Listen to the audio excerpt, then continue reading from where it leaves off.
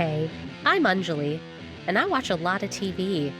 I'm hosting a television review podcast called Anjali Vision, and it'll air every other week through the Trident network. I'll have interesting guests each episode to answer important questions like, how quickly would you resort to cannibalism in different post-apocalyptic TV show scenarios? And who's the best daddy on TV right now? There's no way your current net worth is $144.63. So that means I need to raise $2,855.37, not including tax. It's impossible. It's what? What do we say about the impossible? Okay. Expect the impossible! Fig, get down. And boogie.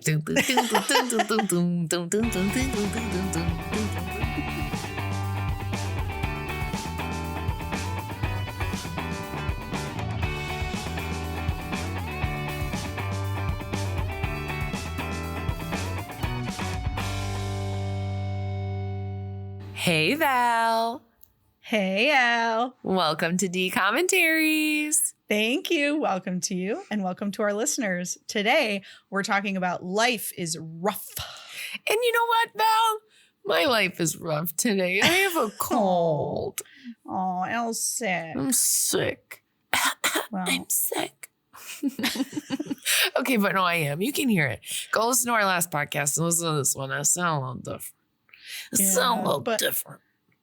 It's just, now you have the saucy. Yeah. Saucy, seductress. Sexy seductress. Yeah. Thanks, Val. Yeah, anytime. Perfect segue to our movie today. Perfect segue. Life is Ruff, spelled R-U-F-F, in case you were wondering. You know what that means? Yep, you know what that means. Came out July 15th, 2005.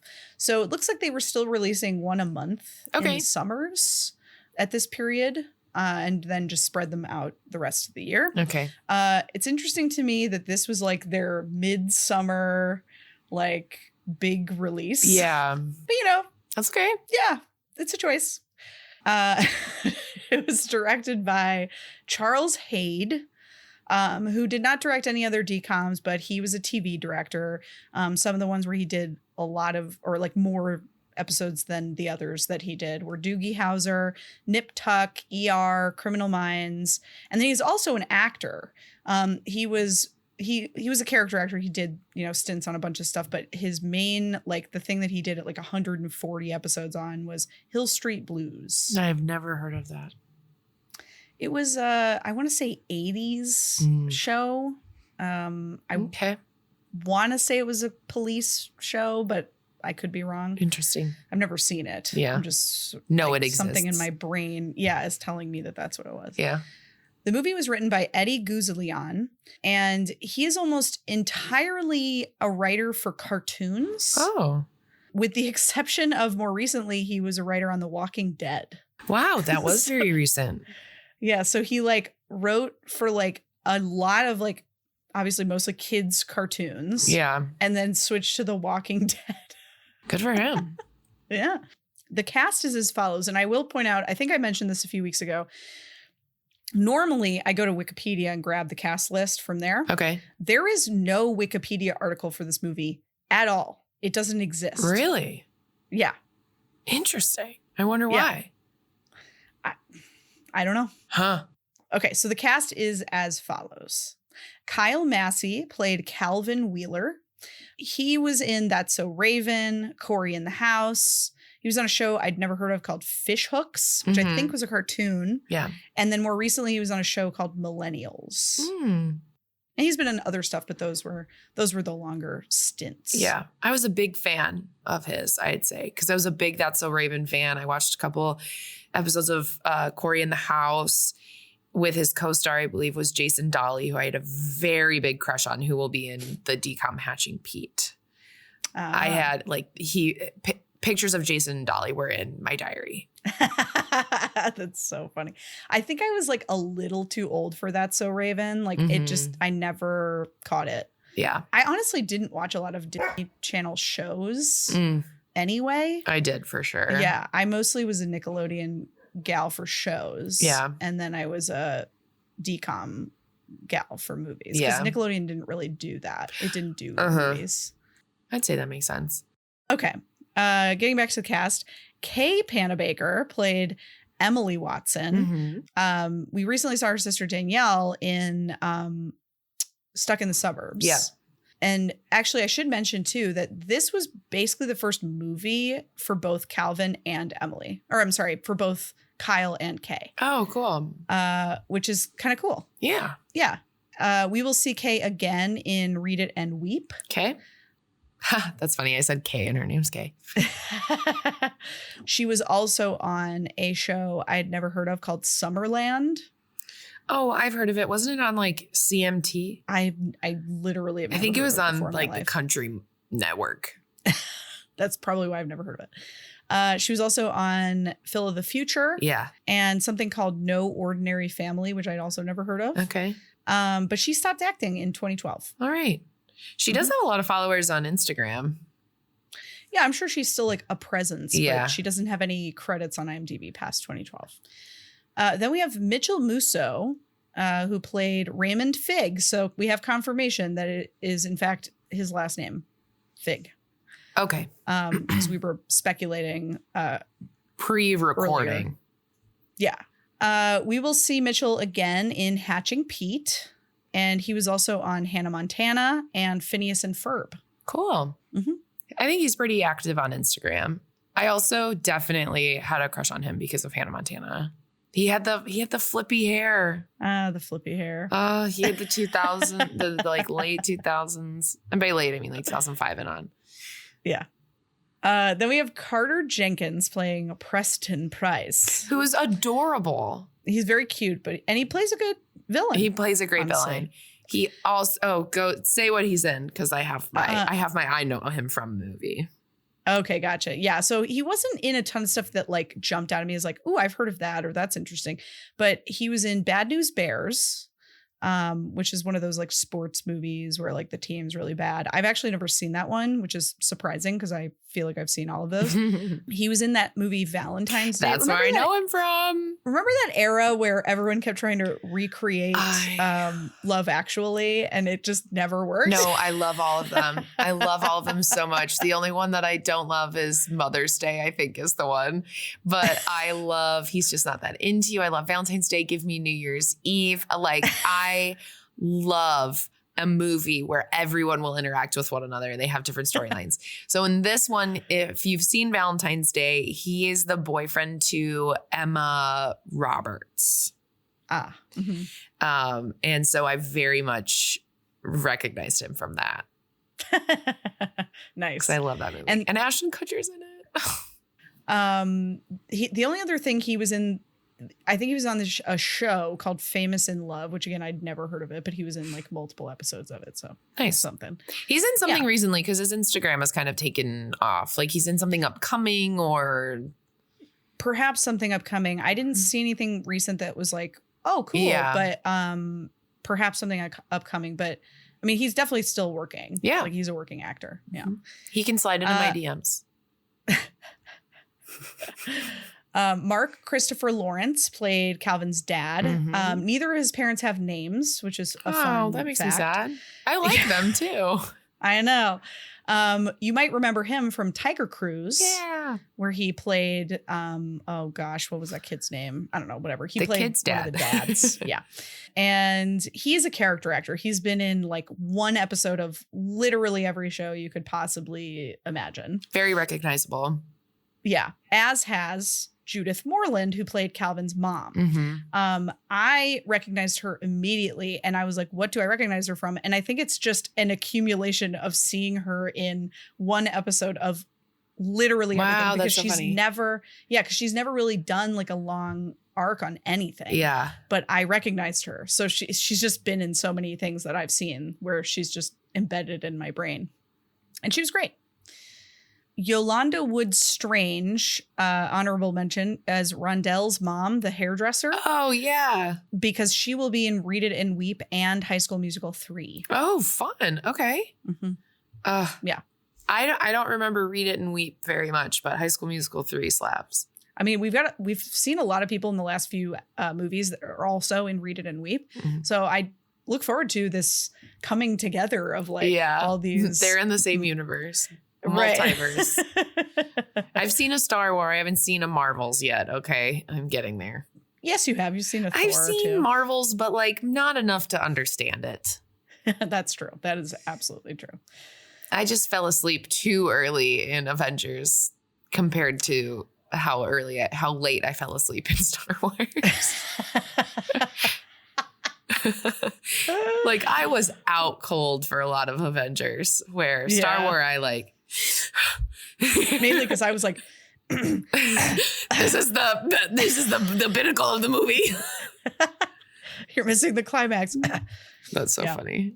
Mm-hmm. Speaking of, check out our TikTok and our Instagram reels because we just put up a funny video of Al experiencing her first Star Wars. Did we talk about that? We talked about that in Buffalo Dreams. I think so, but we can talk about it again. We put out a Patreon only episode of Have You Seen?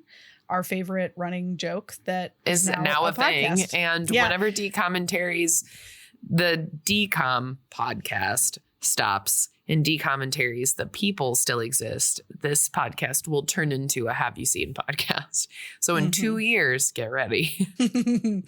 Yes. And in the meantime, you can listen to Have You Seen episodes on Patreon. So for as little as $3 a month, you can support not just our podcast, but all of the podcasts, all of the live shows, all of the video groups on Trident. And you will get access to not just our Patreon only content, but all of our Patreon only content among many other perks. So please consider doing that. Yeah. We love you. Okay. Do we still have people to talk about? No, but we do have a synopsis. Let's hear it. Calvin is a likable, bright 13-year-old who has almost everything he could want in life, except a prized rare copy of a comic he collects. When he hears about a dog show with a $5,000 prize, he decides to get a dog and enter to win the money and buy the comic. However, he doesn't bargain for the fact that he comes to love Tyco, the accident-prone, lovable mutt he rescues from the pound. So we can stop right there because that's the entire movie. I don't have to do a synopsis. Wow, is this making my job so easy today? Wow. Well, you know what? It's better than it being wrong. I would take a synopsis with too much information over a that's not this movie synopsis. Agreed. One other fun fact, other than that there's no Wikipedia for this, is that Tycho's real name was Jed. Nice. That's fun. And a very, I think, apropos name for this dog. Yeah. He's huge. Yeah. It's a big dog. He's a huge dog. I don't know what breed he was, but they used like lab puppies at the beginning. And I was like, that's not a lab. That's a humongous, like, I don't even know what it is. It had to be he had like a Mastiff. He's probably some sort of like lab Mastiff. Yeah, that's a good guess, I would say. Yeah. Because he had lab-ish features, but he was just like enormous. He was and he thick. had like, and his coloring was like a little bit different. Yeah, a little golden. Yeah.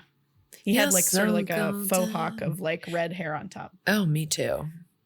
Actually, the middle mohawk of my hair is growing out, so it's blonde. But so you're the inverse. I'm the inverse of Jed. Jed Tyco, big meaty dog. Okay, well, that is the business complete. Thanks, Val, for sharing the business. Val, go outside, do your business. That's we in my family for my dog, in which I will speak about later. We would never say like go potty or whatever. We would literally be like, all right, go outside, do your business. So it's fun that I say that to you now. That's right. I didn't have a dog, so I didn't say anything. Al, what were your first impressions? Thank you for asking. You know what, Val? I think I'm going to surprise a lot of people. I liked this movie. Wow. I think that it was so campy and so fun. There wasn't anyone that I really hated. Is it like the best DCOM? No. But I like really didn't hate this movie. I'm going to give it a 6. Nice. I'm giving it a 6. All right. Yeah. Val, what were your first impressions? I am middling about this movie. There were parts of it that I really liked, like, or at least liked as much as like any DCOM. Mm-hmm. I thought that when they were just acting and like being normal human beings, they were great. Yeah, I think Kyle Massey's really good at that. Yeah, I thought he had a good grasp of his character and like had fun with it. Like there was a little bit of like the overacting from kids, especially like this was literally his first movie. So like you're going to see some of that stuff. But like on the whole, I thought they all like knew who their characters were and were doing a good job with them. Yeah. And that was fun to watch. And I thought the parents were really good. And I liked the story. The story made sense. It moved along. It wasn't like, there was never a point where I was like, I cannot watch another second of this movie. I need a break or anything like that. That's probably why I liked it, because we've seen so much of that over the last couple. Yeah.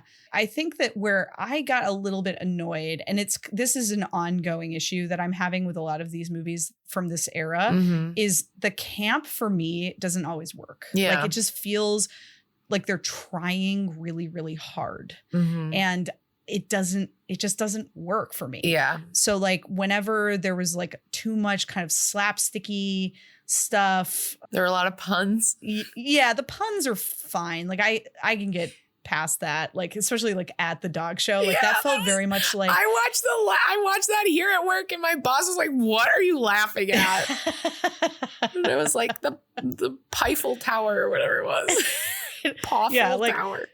That for some reason gave me like a combination of Best in Show, and then obviously because that's about dog shows, and then the judges like Elizabeth Banks and Pitch Perfect in Pitch Perfect. So like I was enjoying that. That it wasn't so much that, it was more like these long drawn out like physical comedy moments that were really repetitive and just too much. Like they just were overdone, and like they weren't like executed cleanly enough to warrant how long they were. Yeah. So that was like, there's a scene, this isn't spoiling anything, but there's a scene like right when Calvin first gets Tyco, where he's like dragging him on his skateboard, and he literally does this. They do the same gag where he like accidentally jumps over something very high on his skateboard, which by the way is lifted directly from Mighty Ducks 2, the cold open of Mighty Ducks 2. But they do it like 5 times in the same scene. And it's like, it would have been fine if you'd done it once, right? But when you get to like 4 or 5 times, it's like, okay, we get it. Like that's why there's the Rule 3 over a garbage can. Yeah, like it was just too much. So like stuff like that just bothered me. I was like, this could have been, it's kind of how I felt about Stuck in the Suburbs, where it's like, this could have been a good movie if you subtracted out the try hard like stuff. So yeah, that's kind of where I came down on it. I liked most of it. I was not ever like frustrated to be watching this movie. It was just those moments where I was like, oh, this could have been better. Yeah, I agree. Yeah. Although, Val, out of the 3 dog movies we have seen as DCOMs, this one takes the cake by miles. Miles and miles and miles. Yes, agreed. This movie 100%. Is not a terrible, terrible dog movie. And I do have to say, I'm already going to get, you know what? I'm not even going to ask you. I'm going to talk about my quotes and moments. Okay, great. So go ahead. The first thing that I said to myself when I wrote down my notes was, I just really don't want these dogs to talk. And you know what, everyone? They didn't talk. And for that, I give this movie a gold star. Back to my first impression, I remember the opening of this movie and I remember some of this movie, but I think I maybe watched it once. Like, I don't think I watched this over and over as a kid. I didn't remember enough of it, but I remember parts of it for sure. I'd definitely never seen this movie before. A few of my favorite quotes were, "It looks like foreign agents ransacked our kitchen and didn't find what they were looking for." I love that the non-bullies, like his actual friends, were like, we got to pound on you. We're going to pound on you. We got paid. We're going to pound on you. And that reminds me of when I was in a sorority in the South, and all of the girls would be like, she's having trouble. We need to love on her. We need to love on her. I'm going to love on her so hard. I really hated that. Love on her. These guys have professional groomers. What do we have? One comb. There's the mom who you were talking about. She owns the salon. She was like, she goes, you need to come see me. Okay. To some woman who had very crazy hair. Val's, I have a lot of quotes from this movie. There's actually more that I didn't write down, but the Pitch Perfect style announcers. I'm Chuck. I'm Holly. Bow wow for now. If he dies on our porch, he can probably sue us or something, right? Love that. I love the theme around the world in 80 dogs. And then my favorite last quote was, what are those, Chuck? Flying discs, Holly. So silly. And then my favorite moment of the movie was when they're in the gym watching basketball and the band is sort of not playing and they pan to them and you can tell all of those people are not playing their instruments. That was my favorite moment of the movie. Val, where's your favorite cut? Where your face cuts and mounts? There's a.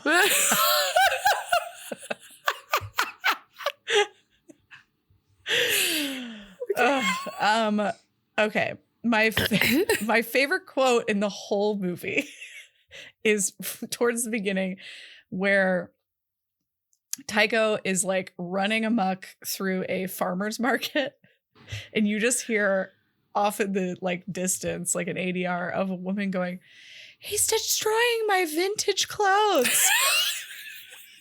Which, like, who would yell He's that? He's destroying my vintage clothes. It's like, who wrote that line and thought this is good exposition? It was also it probably was like, we need something here. What do we need? Hey, Mom, can I get you to record this line? Right. But like, they could have just said, he's destroying my vase. Yeah, or like, what do they call it? My stall. He's destroying my stall, or he's destroying my stuff, or like, you know what I mean? Like, no one would literally say, he's destroying my vintage He's ripping clothes. out all of the flowers, throwing them on the ground, stepping on them. Oh my God. He's wearing my leather bustier. That's a good moment. Good job, Al. Yes, thank you. You were talking about these two guys. We still gotta pound you. We've already been paid. Yeah, we've got ethics and stuff. Gotta pound you. Gotta pound on you. I hate it. Oh, this is a quote that made my blood boil. There were a couple moments like this, but basically at one point, Calvin and Emily are having lunch. They're basically on a date, like kind of, I don't know if it's intentional that they're on a date or if it's kind of an accident. I definitely thought something romantic was going to happen and then it didn't. Yeah. But either way, they're talking about Calvin's favorite comic, which is called Gotham Man, which for anyone who doesn't know, it's Batman. Gotham is where Batman lives. So they really got away with that guys. One. Yeah. Anyway. There's a scene that also made my blood boil earlier in the movie where Calvin is interviewing potential dates to the spring dance, and which is just a disgusting display of misogyny. And he asks this candidate a question about Gotham Man comics. And Emily overhears this and is eye rolling and thinks it's all stupid because it is. And eventually she comes over and is like, by the way, that's a trick question. The villain's blah, blah, blah. She answers the question basically and shows off that she knows all about Gotham Man. So then at this lunch, he says about Gotham Man comics, do you read them or do you just skim them maybe, which is like every single girl who is like a fan of Star Wars or a fan of Marvel or any of those things, there are always going to be guys who are like testing them. Oh, well then tell me which Jedi like did this in this obscure episode of Clone Wars or like some shit like that, because they have to like verify that you're a true fan. And I was just like, I don't care how true this is, like how accurate this is to like how a teen boy would talk to a teen girl. Like, it's gross and it pissed me off. Yeah. But it's still a thing that happens today. So I guess sure is. It's representative. Oh, you like reality. Life is Rough? Name 3 of their songs. Exactly. That's literally exactly what it is. I liked this line. Love doesn't have any shortcuts. Oh, gross. And then another one from our favorite dog show hosts. It's Pandogmonium. Oh my God, that was so funny. That was so funny. And then my favorite moment, other than the vintage clothes thing, is at the very beginning when. So the whole thing starts with a bunch of puppies in a box. Which, first of all, I pose a question to everyone listening. If you were a parent and you just walked out of a store and there were a box of free puppies, would you allow your young child to just take a puppy out of this box and go home with it? Unplanned. You didn't know you were going to have a dog at the end of the day.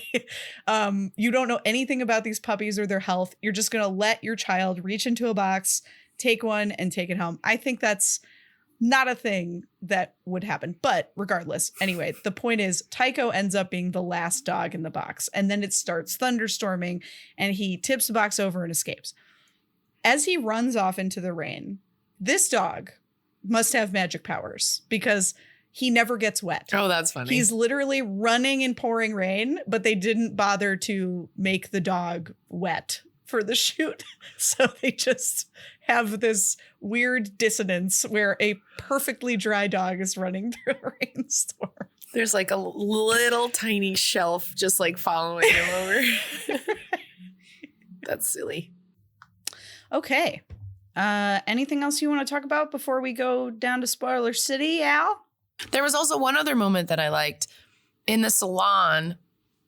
We'll get to why they're in a salon. But Fig is in the salon sitting next to this older woman and she's like making eyes at him and they kind of have a flirting moment.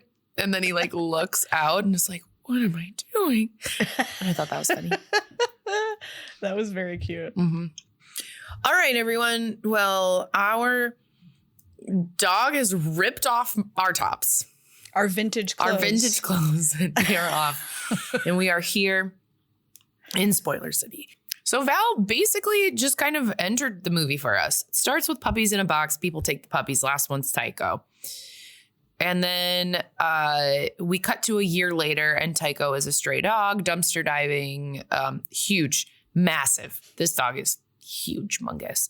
Then the dog catchers come by and they try to grab him and he's causing a ruckus at the party. And that's where he ruins the vintage clothes.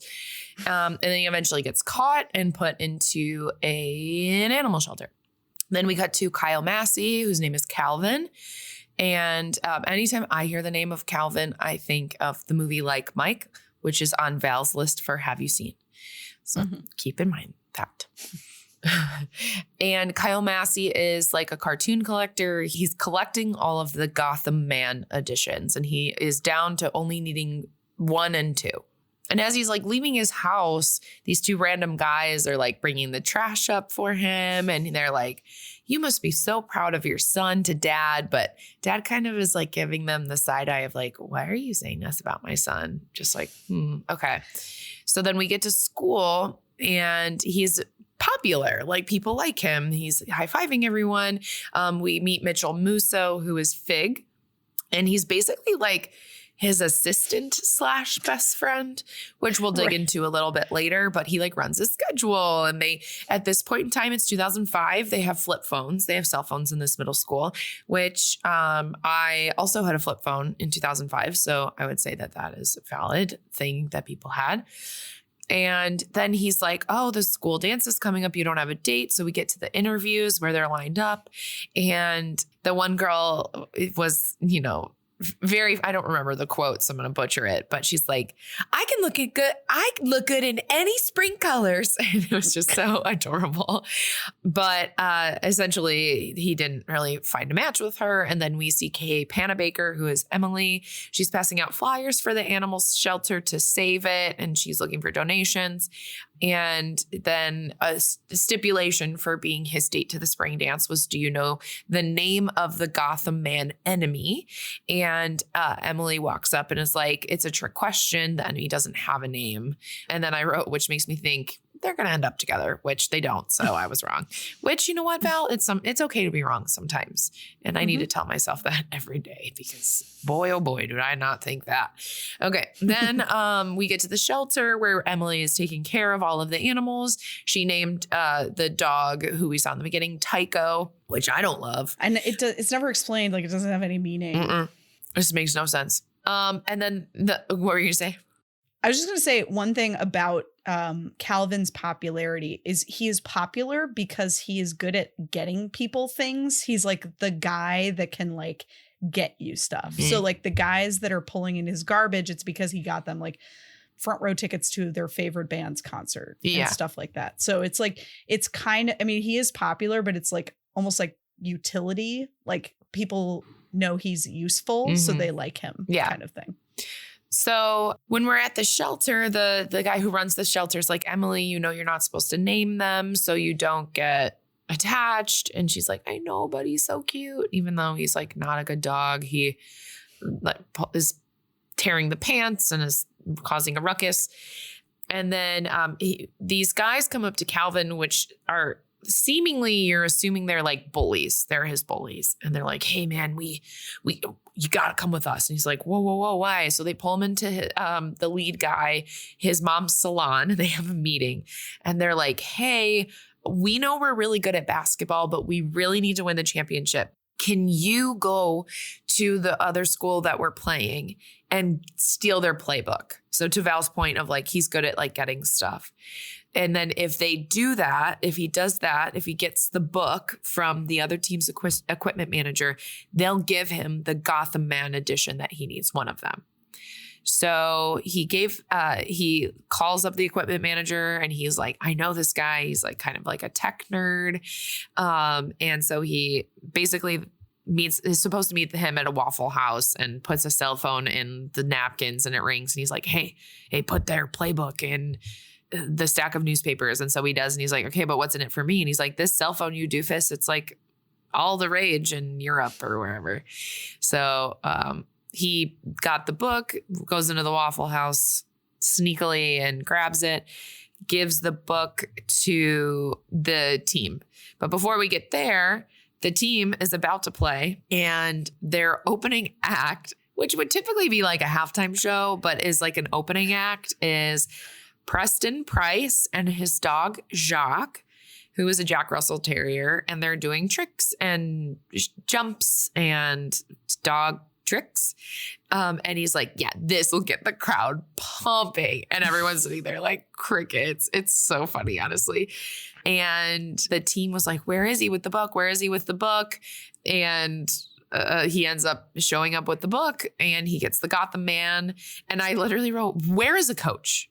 These children were running around like, we need this book before we can start. And there was just no adult in sight. Also, they're at a high school basketball game, but like he's in middle school.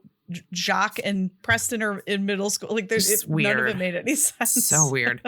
But then because he got the book, they end up winning. And the Preston takes credit. He goes, oh, it's because we warmed them up at the beginning of the game. But really it's Calvin, and Calvin takes the credit and Fig is kind of sad. So we start to see this like rift between Fig and Calvin. He comes home and mom and dad are sitting on the couch and they're mad, and it's because his grades are bad. He's like, I'm passing. And they're like, yeah, you're passing with like C's and D's. And he goes, no, but like I do take care of things. Like I hired my friends to take out the trash. So that's where we figure out like who those two guys are in the beginning. And so he strategically takes advantage of people, I would say. His parents call it shortcuts. Shortcuts. He's always taking shortcuts. So he's down to needing one issue of Gotham Man. He goes to school and Fig comes up and he's like,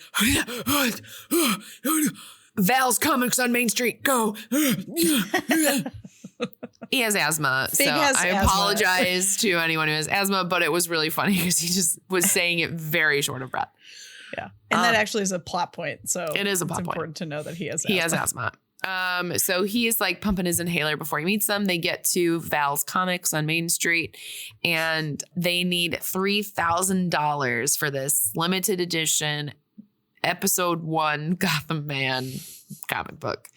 So Calvin is then going home and Jacques, the tiny little Jack Russell Terrier belongs to Preston, attacks him outside of his home. As Preston was outside, apparently this 13-year-old tells his landscapers where to move things in the yard. And the dog attacks him and he's like, what's wrong? And they like fight. And he goes, you can't attack my dog. He's an award-winning dog show dog. And Calvin's like, oh, wow. Okay. And then he goes, yeah, we just won money. And he goes, wait, money? How much? And he goes, $5,000 for the top prize. So this gets Calvin thinking. So this movie really is like 2 movies in one, kind of. It's like the beginning and then it's like they did a lot of good rising action, I'd say. So then Calvin needs to find a dog. But once he has a dog, he has to win a local dog show first. So he can't just go win $5,000 right away. He has to like have 2 steps to get there, which is why I like this movie. 1, because it wasn't like the same thing a bunch of times over and over where it's like, oh, mom and dad, blah, blah, blah. Like, I don't know. I just liked this dog movie a little bit more than some of the dog movies we've seen. So then he's like, he ended up getting one of Emily's flyers when she came up and was talking to the line of women being interviewed for the school dance. And he looks at her flyer and he goes to talk to her. So he goes to the shelter and she's said that people only do things for you. You don't do things for other people. And so it kind of gets his head just a little bit moving. And she introduces him to Tyco, but he needs a parent or guardian signature. And so because his grades were bad, he needed to get his report card signed. And so he said, Mom, sign here on his report card and sign here underneath the sheet. So she didn't know what she was signing for. So he did get the parental signature. Once he has Tyco, he pulls Calvin and hijinks ensue. And he's like, I can't have this dog in my house. He gives it to Fig. And then Fig like knocks on his window and he's like, dude, my apartment cannot have this dog. It's much too big. So he's like, okay, I guess I'll keep him in my room. So he keeps the dog in his room. They're like, whoa, are you sick? We heard you snoring all night. And he was like, oh, no, I'm fine. And then we see Preston again and he gets attacked by Tyco in the park, which is fine because they suck kind of. And then he's still taking care of Tyco and hiding him from mom and doing a good job of like taking care of him, keeping him hidden, ties him to the tree, like comes home, like has this whole like schedule planned, which we never see him get fed until like later, which is interesting, but whatever floats your boat. But then the dog gets out of his room and like destroys the house. So the parents are mad and he's like, no, I'll clean it. I'll do it. And their parents are like, okay, you never clean. What are you doing? Something's wrong. So they're like catching on to him a little bit. So he's like, okay, I got to give the dog back. Like I'm tying it to the tree. And then the trash men come up and they like pound on him. We're going to pound on you. We're going to beat you up. And then the dog is hearing them kind of have a riff. And it's because Preston had hired his people who he hired to beat him up. So he doesn't like enter the dog show because his dog attacked him, whatever. So Tyco rips a tree out of the ground and attacks these 2 trash men. I just call them trash men because I don't know what else to call them. So then he calls Emily and he's like, Emily, I need training help. They laugh. They have a fun. They're training in the park. It's a montage. And then they get dinner, which is where they have their heart-to-heart, where he like asks, are you actually a comic book fan? Name 5 of their albums. And then he gets home from dinner with his girlfriend, Emily, and mom, home early. She is home early and she's like, there's a bear in the house. I trapped him in your room. And he's like, no, ma'am. No. So then he does a really good job of convincing them and they let him keep the dog somehow. I don't know. These parents really love this kid.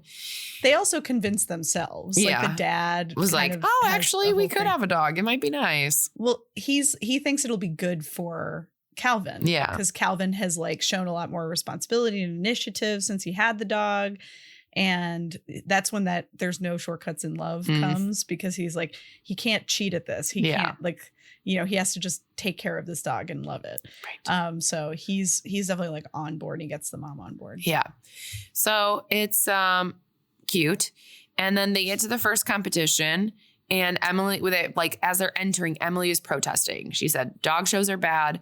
The people sponsoring it, Royal Canine Food or whatever, is bad. Don't do dog shows. And they're like, they sneak past her. And then they're like, whoa, all of these owners look like they're dogs, which was a funny, silly montage. And then Rondell and the salon show up for Calvin because he had gotten into some mud. He wasn't ready. And all of these people had groomers. So the human salon owner comes to be the dog groomer. And he goes, yeah, I'll help you out. I owe you. And I love to compete. So he ends up being like Tycho's #1 fan. He is like literally everywhere for the rest of the movie. Very funny. So Preston goes in the first competition. He is good, fine. And then Calvin goes and he knocks Tycho, and Tycho knocks over literally everything. I mean, completely demolishing. He rips open the pool. The people slip everywhere, but it's a race. So they just have to get through the course. So they kind of the crowd turns on Preston and Jacques, and they're like, oh, but Tycho's so cool and cute, which he's not. And he's literally destroying the course. And so they end up finishing. And with all the penalties of knocking down and not completing any of the actual things, they end up with 2 minutes and 6 seconds. So it was like 1:30. And then with all the penalties ended up being 2 minutes and 6 seconds. But the penalty for carrying your dog is more. So Jacques lost. So apparently there were only 2 people in this competition. And even with the penalties, he won. Kind of stupid. So then they get interviewed after Tycho the Terrible. And then Calvin starts to get mean and treat Fig even worse because he's got this like high horse, big head about it. And Emily is starting to notice too. And so then she goes up and she's like, why are you friends with him? He doesn't treat you well. And he was like, oh, well, when I was a new kid, I had asthma and I got made fun of. And she goes, oh, Calvin didn't stuck up for you. And he goes, no, Calvin made fun of me the most. But when I had an asthma attack, he was the only person who cared and was there for me and showed up in the hospital and all this stuff. So on the surface, he seems to not be a good friend, but subconsciously and underneath, Calvin is a good person. And I think you can kind of see that throughout, I think, too, which is why I don't really hate him as the protag. Yeah. Then Emily comes over to Calvin's house for like an adoption follow-up interview. And he has Tycho bring over the box of pizza. They're hanging out. He asks her to the spring dance and she says yes. And as she's about to leave, she sees Calvin on TV in the dog show. And she gets so mad, wants him to drop out of the show, is really upset with him that he lied. And basically saying, I'm not going to go to the dance with you, but we don't ever see the dance. So we don't actually know if it happened or not. But then Fig sees a lost dog flyer, brings it to Calvin and is like, dude, someone's looking for their dog Chester. It's him. That's how we ended up in the pound. And we know that that's not true, but we don't know why this is happening yet. In my head, I was like, oh, it's one of the puppies who looked exactly like him. But that's what I thought that too. Is a good way to twist the story. So Calvin says, take down all the flyers. No, I'm keeping him. We have to get this money. So in this time, he's being really selfish. He's like, I don't care. I'm just going to keep him and then I'll return him later. And Fig is like, no, I'm not going to do that. And he basically calls him selfish. And so Calvin has this internal, oh, what am I doing? So he brings Chester back to the family who had the reward. And he starts barking at these people, and the people are really creepy. They have like these comically weird Southern country accents. I also have to say, Val, this was the part where I was watching at work with only subtitles and no sound. Oh, so I didn't out. hear their accent until later, where I did hear their accents and just go, what? Because I had to, like, I watched, like, my boss is not going to listen to this. So I watched like 20 minutes silent at work, but then still had 15 minutes left because today is May the 4th and I was posting all of our TikTok and real stuff about Star Wars. And so I could not finish watching this morning. So that's why I was behind today. But it was very funny hearing their accents come back. They were so bad. They were so bad. So bad. That whole, what? It just made no sense. In a movie that is largely a commentary on like classism. Yeah. It was weird. It was a weird choice to make the working class people sound like idiots. Yeah. Stupid. And so he gives the dog back and they're like, oh, here's your reward. And he goes, I don't even want it. Just please take good care of him. And they're like, okay. So then they come back and Emily like looks at the flyer and is like, wait, I took that picture of Tyco. That's not Chester. So we find out that Preston put up the flyers because the man who posed as Chester's dad was his landscaping guy who I briefly mentioned earlier. So he had paid his landscaping guy to like put up these and just like take the dog because Preston didn't want Calvin to be in the finals for the dog show and win. So they go to rescue Tyco. They're fighting and they devise a plan to get the dog back. And Fig is like, dude, I can't lie. I can't lie. So he ends up faking an asthma attack, basically being like, what would Gotham Man do? And he's like, oh, okay. So then Emily and Calvin break into this house, steal the dog. They're like, oh, is he going to die on our porch? Can he sue us? That was that line. So they get him out and he's like, oh, just kidding. I'm not having an asthma attack anymore. And they run away. That part I did hear when their accents, this part. So we get to the finals of the dog show, the top dog show, top prize, $5,000. And Preston and Jacques do good. They get a 98. And so we see their thing. That's where we get the flying discs. So basically they do like an obstacle course, but you also have to do some sort of like talent either before, during, after. So you have to impress the judges basically. So it is Calvin's turn and he's not there. They call for him like 2 or 3 times. He's almost disqualified. But he's like, I know what's going to get the judges. And he skateboards in and he keeps on skateboarding. And oh boy, does he just not have the dog go through the obstacle course. He goes through the obstacle course while his dog is pulling him. And at the very end, we see Preston go into the back and get an axe. And he like goes inside this freestanding pyramid, which how did he get in there and how did he get out without being seen? Plot hole. And knocks down all the beams inside. So when Calvin skates on top of it, it just falls down and he falls onto the judges' table. And somehow everyone found out that it was Preston who did this. And so they're like, Preston cheated. Preston cheated. Oh, I also forgot to mention that he skated on water a la Jesus. In this man got pulled across a pool of water a la Jesus Christ. It was so silly. And then he wakeboarded on a skateboard. So then all the judges are like, Preston cheated. He gets a 99 and then they won. I wrote, an absolute miracle. It is an absolute miracle that this dog won a dog show, which I would have loved if they lost. But the only reason why I'm glad they didn't lose is because he gets the $5,000. And instead of buying the Gotham Man Edition 1 that he wanted, he donated all of that money to the animal shelter. And they had a big party and people were adopting dogs. And then Barky Rufus and Fig end up liking each other and he's actually really smart. And so Calvin is like, hey, why don't we go in on this together? Like I'll be your manager for your dog and because you're going to enter the dog show. So that's the only reason why I'm glad they won, because he didn't end up buying the comic book. And Val, that's the end of the movie. Great job, Al. Thanks. I took really good notes today, I'd say. You did. That was Val a very only thorough interrupted job. me one time. And It's true. And it's because I was like coughing too. Yeah, I mean, I think like this movie had a lot of like good themes. Yeah. You know, it didn't always land them perfectly, but like it was trying to say something, and I think it like was more effective than a lot of the recent For DCOMs sure have been. Yeah. At that. Yeah. I think that's why I liked it, because it was a new, fresh story where I didn't hate the protagonist.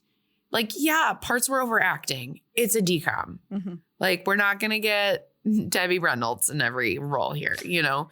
But I thought that overall it was super cute. If I had to watch it again, I wouldn't be like, no. Yeah. Yeah. Same. Agreed. Should we play some bingo? Thanks for asking, Val. I'd love to. Yay. Do you want to start or do you want me to start? I can start. Yeah. One hit wonder song. There is a song over the credits at the end, sung by Kyle Massey, called "It's a Dog." Oh my God, I love that. I would say that that's a one-hit wonder, especially because there were a lot of songs in this where I was like, this is a weird song. Yeah, for sure. For sure. Breaking the fourth wall or looking into the camera. Do we count the dog? No. Okay, well, I was just asking. Because that dog did look in the camera. It did, but Okay. It's a dog. It doesn't know anything. Holiday themed.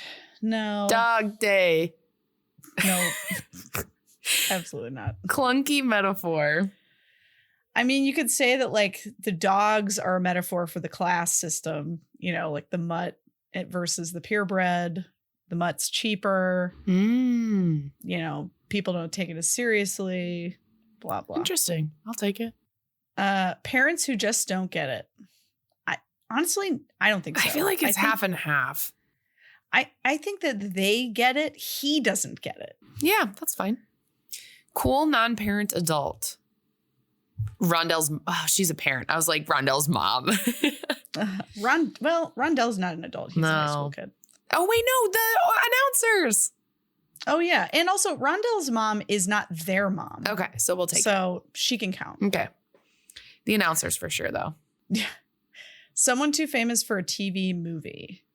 No. Mm-mm. Although Kyle Massey was at like a peak fame, but he was Not yet. channel fame. So Yeah. Not yet. competition to resolve central problem. Yeah. Yeah. I like doing that one. A montage sequence. So many. So many. But you know what? I didn't hate them this time because it wasn't the same montage. I think we only had the same montage like twice, where it was the like destroying things, where it was like different ones, where it was like they're teaching him tricks and then they're doing the grooming and we're seeing a bunch of dogs, you know? Yeah. Cliche villains. Yep. Yep. Rich, snooty kid. Mm-hmm. Clothes or items you owned. So I didn't really see anything. The closest thing was that I too played N64 with my middle school boyfriend, but it was his N64 and not mine. So I had an N64, but Val, I also had a Jack Russell Terrier growing up. Oh yeah, Eddie, go do your business. We love Eddie. May he rest in McDonald's heaven. Rotten Tomatoes 40 to 60. Oh boy. I feel like I'm always so wrong. I'm gonna guess 60 on the dot. Congratulations, Val. You were one away with 61. Wow. Mm-hmm. Okay. We don't get the box, but you do get a point. Nice. Nice. A point in my heart. Yes. Happily ever after. Oh, yeah? I would say so. Oh, yeah, for sure. Almost kissing. Nope. Not in this one. I mean, the dog didn't even like lick a lot. No, he did like one time as a bit at the beginning, and that was it. Yeah. Someone who became famous. I mean, Kyle Massey is like is a name. Are we counting him as too famous for a TV movie, or are we counting him for someone who became I didn't famous? count him for too famous for a TV movie. Okay, then let's count him for someone who became famous. Betraying of one's real friends or values. I'd say he did there for a little bit. Yeah. Yeah. When he tried to not return the dog when he thought that his owners were looking for him, for sure. Your childhood crush. Mitchell Musso, baby. Mitchell Musso. Obviously, bad special effects or stunts. I mean, he wasn't doing any of the skating. No. And actually, it's funny because I noticed that he was skateboarding one way and then the stunt double was skateboarding the other way. Like standing on the board the other way? Yeah. That's funny. That's funny. Yeah. Disney Channel star. Yeah. Yes. Kyle. He has a Disney Mania song, so I'd say. Yeah, and Mitchell Musso. Oh, too. yeah. Both of them. Mm-hmm. Musical number. No. Would have been an 8.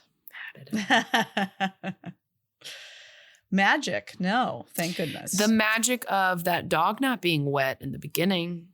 Yeah, that's movie backwards magic. Someone says the title of the movie. No.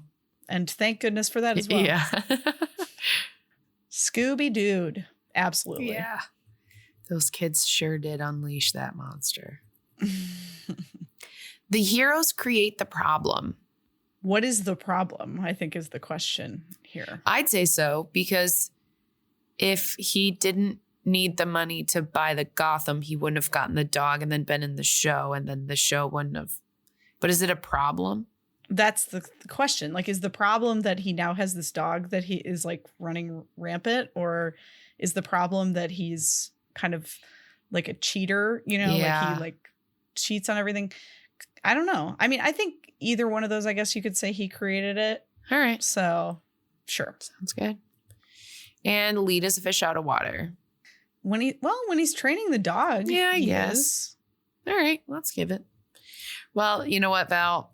We're going to give us that square, but life is pretty rough over here at Tea Commentaries. This is our first non-bingo in a while. Wow. I'm surprised. I thought we got a lot of those. I know. Oh, well. Kind of crazy. All right. But you know what time it is? And I'm excited for this one. This is a Name That Disney Dog. Ooh. You're going to have to bark out that Disney, Val, because that's the name of the game. So I'm going to give you a Disney movie, and it has to do with dogs. You're going to have to guess the lead dog's name. Maybe one dog, maybe more than one dog, or maybe another animal, something like that. But because this is hard, if you've never seen the movie or something like that, I am going to give you 4 options. Okay. So you will have 4 options to choose from for each of these movies. Got it. All right. Okay. So all of these are Disney movies. Mm-hmm. And there are 1, 2, 3, 4, 5, 6 questions. Got it. All right. So we're going to start off with Fox and the Hound. Oof. All right. We have Todd and Copper. We have Todd and Cooper. Tom and Copper. Will and Cooper. I think it's Todd and Copper. You are correct. Wow. I literally have not seen that movie since I was in single digits. It's so good. You should watch it again. I cannot believe that I just remembered that. Mm-hmm. Todd and Copper. Depths. It's such a cute movie. I love that movie. It is. I remember really liking it. Yeah. All right. Now we have Oliver and Company, which is a fun fact. Oliver is voiced by Joey Lawrence. That's right. Yeah. Fun. Mm-hmm. All right. So Oliver and Company, our main dog, who is Oliver, I'd say, is our protagonist. And this dog is the side protag / not really antag, but we have Yankee, Billy, Fagin, or Dodger. I mean, it's got to be either Fagin or Dodger, just based on the fact that this is from like a spin on the musical Oliver. I'm going to guess Dodger. You're correct. Okay. I also knew that this was like a play on Oliver and didn't think about that again until I looked at the Wikipedia page again today. But they're bringing Oliver back. I think it's going to be on Broadway soon. Yeah, I saw there were some cool TikToks of them rehearsing. Yeah, I saw those too. Looked really fun. All right, we have 101 Dalmatians for our head dog. Pergo, Pongo, Bongo, or Wiley. I think it's Pongo. That's correct. Wow. Yeah. Another one I haven't seen in a million years. It's so good. All right, I hope you know this one, Val. I'll be sad if you don't. But this is hard. This is going to be a hard one. So I'm going to read it slow and I'm going to read it twice before you give your answer. Okay. This is Homeward Bound. Oh, okay. Okay. So it's the three. I also didn't mention that this is the three main animals. Yes. Shadow, Max, Sassy. Shadow, Max, Classy. Shadow, Chance, Sassy.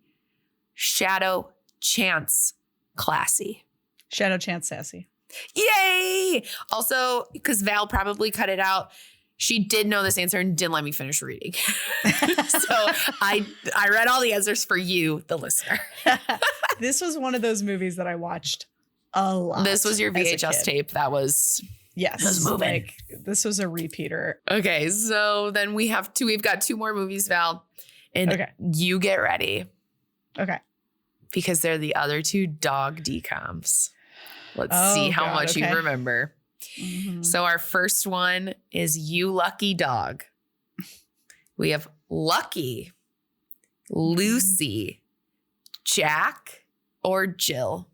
Lucky. Yeah, you're correct. Mm-hmm. I thought I was going to stump ya. All right. And last but not least, we have Hounded, Cam, Carl, Camille, Caesar. I think it's Camille. Oh my God, she went 6 for 6. It's a miracle. It's a dog day miracle. I think that's the first first time you I've ever gotten in like 55 episodes.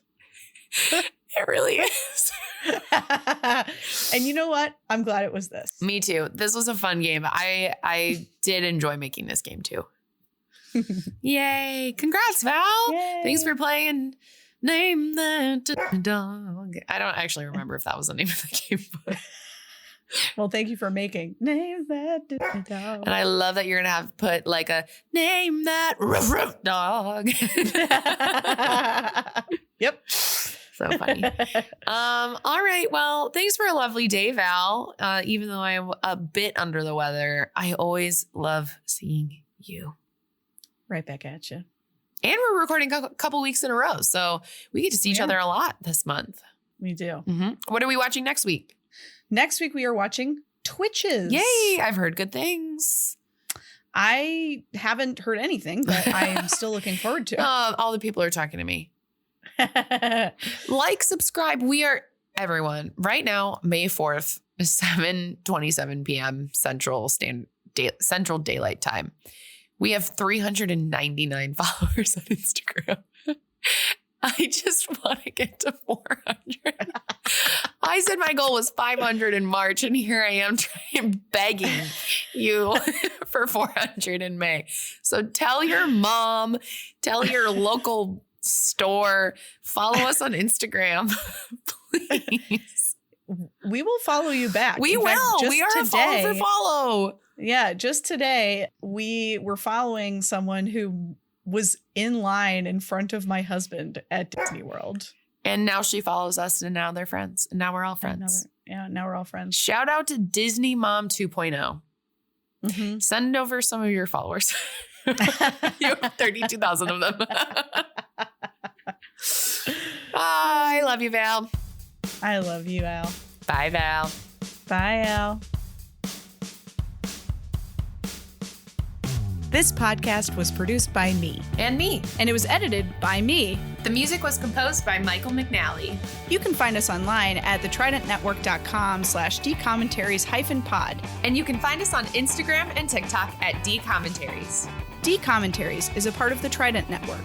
To learn more about our videos, live shows, and other podcasts, please visit thetridentnetwork.com. Disney Channel original movies. Damn it, Allie.